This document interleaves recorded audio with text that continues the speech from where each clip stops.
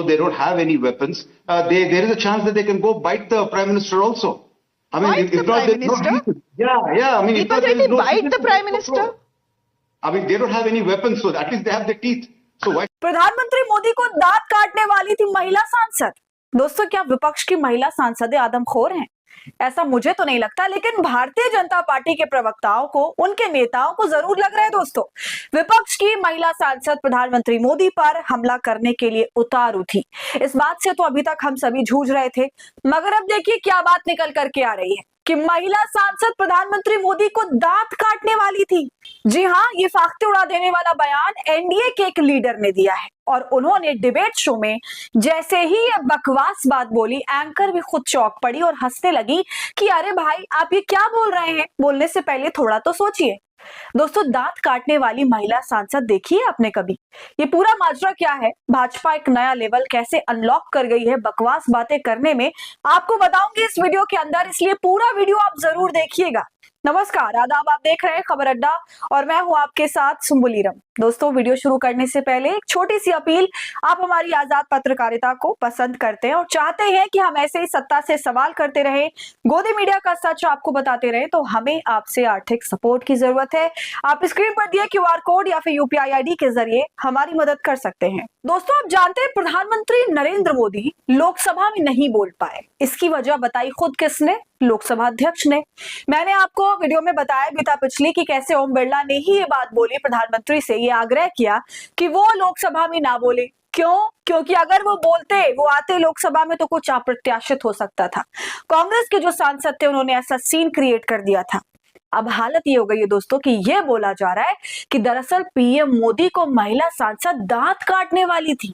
Can you believe that दोस्तों? दांत काटने वाली थी, मतलब कुछ भी। इस बयान पर तो दोस्तों मैं ये बोलने के लिए मजबूर हूं कि कौन सा सस्ता नशा करके आए थे ये, जो इस तरह की बातें बोलने पर उतारू हो गए और देश भर में अपनी हंसाई करवा ली। अपनी छोड़िए, पूरी भारतीय जनता पार्टी की का जो ऑरा है उसको माइनस करवा दिया। ये कैसे कैसे नेता लोग बैठा रखे हैं एनडीए में, मतलब कुछ भी। इतनी सहानुभूति तो उन्होंने आज तक खुद के लिए भी नहीं दिखाई होगी जितनी पीएम के लिए दिखा गए। अब दोस्तों, आपको बताऊं कि ये पूरा माजरा आया कहां से। दरअसल ये सब कुछ चल रहा था टाइम्स नाउ के अंग्रेजी डिबेट शो में। उस डिबेट में टीडीपी के सांसद दीपक रेड्डी बैठे हुए थे, ठीक है। तो पीएम मोदी की सुरक्षा को लेकर पिछले 24 घंटे से वैसे भी सवाल खड़े हो रहे हैं भाई। संसद के अंदर अगर देश का पीएम सुरक्षित नहीं है, संसद के अंदर वो आ नहीं पा रहे, इसलिए क्योंकि उनकी सुरक्षा को खतरा है, उन पर जानलेवा हमला हो सकता है। भाई यही बोला गया ना बीजेपी द्वारा कि इस पर डिस्कशन हो रहा था इसी मामले पर। तो एनडीए के सांसद, मतलब टीडीपी के चंद्रबाबू नायडू की पार्टी के सांसद, पता है क्या बोलते हैं कि हाँ, महिला सांसदों के पास कोई हथियार तो था नहीं, लेकिन वो पीएम मोदी को दांत काट सकती थी। Although they don't have any weapons, there is a chance that they can go bite the Prime Minister also. I mean, Bite the Prime Minister? Yeah. I mean, Deepak Reddy bite the Prime Minister? I mean, they don't have any weapons, so at least they have their teeth. So why? आगे के सवाल तो मैं बाद में खड़े करूंगी दोस्तों, मगर पहले आप ये सोचिए कि दीपक रेड्डी जी का कैसा एक्सपीरियंस रहा है लाइफ में, जो वो इस तरह की बात बोलने पर उतारू हो गए कि महिलाओं के पास कोई और हथियार नहीं है तो क्या हुआ, दांत तो है ना। जोक सपाट, मतलब आप सोचिए ये ऐसा जवाब था जिसमें न्यूज चैनल्स में बैठी एंकर भी हंसने लगती हैं कि आप क्या बोल रहे हैं। महिला सांसद कोई आदमखोर है कि वो पीएम को दांत काटती फिरेंगी? कोई मतलब है दोस्तों ऐसी बात का? इस बेवकूफी भरी बात पर हंसी तो आती है, लेकिन उससे ज्यादा अफसोस होता है कि भाजपा के नेताओं पर ये कैसा प्रेशर है, बेचारों पर क्या क्या नहीं बोलना पड़ रहा है। एक तरफ वो सबसे पहले मनोज तिवारी जी आ गए, संसद के बाहर खड़े होकर ऐसे एक गंभीर भाव के साथ बोल रहे थे कि मोदी जी पर तो हमला होने वाला था। एग्जैक्टली, आप सही कह रहे हैं, उन पर तो आज हमला हो ही जाता, हिंसक हो जाते ये लोग, ऐसा तो मैंने कभी नहीं देखा था। और इसी तरह दोस्तों धड़ाधड़ बयानबाजियां हो रही थी और आज देखिए ये तो कमाल ही हो गया, इन्होंने तो सबको पीछे छोड़ दिया बयानबाजी के चक्कर में। दीपक जी ने, शर्म आती है दोस्तों, ऐसे ऐसे लोगों को हमारे देश की जनता ने सांसद बनाकर भेजा हुआ है और देखिए ये अपने पद का ठीक तरह से इस्तेमाल करते हैं कि नहीं करते, मगर उसकी धज्जियां कितनी उड़ाते हैं ये आज देखने के लिए मिल गया। ये सांसद हमारे लिए दोस्तों कानून बनाते हैं और ये वो महिला सांसद हैं जो प्रधानमंत्री की कुर्सी तक पहुंच गई थी बैनर पोस्टर लेके। इसलिए यहाँ पर मेरा सवाल है कि क्या गुनाह हो गया इसमें? मैं ये नहीं कह रही कि ये सही किया, प्रदर्शन करने का भी तरीका होता है, मैं बिल्कुल उनको जिस तरह से उन्होंने बिहेव किया सपोर्ट नहीं कर रही हूँ दोस्तों, लेकिन कोई पहली बार हो रहा है क्या ऐसा? आप जबरदस्ती जरूरी मुद्दों को दबाने के लिए एक बेतुके मुद्दे को हवा देते हो और आपका प्रोपेगेंडा सक्सेसफुल हो जाए, हिट हो जाए, इसके लिए आपकी पूरी टीम लग जाती है, चाहे वो नेता हो, आपके प्रवक्ता हो, आपका आईटी सेल हो या फिर आपकी गोदी मीडिया हो।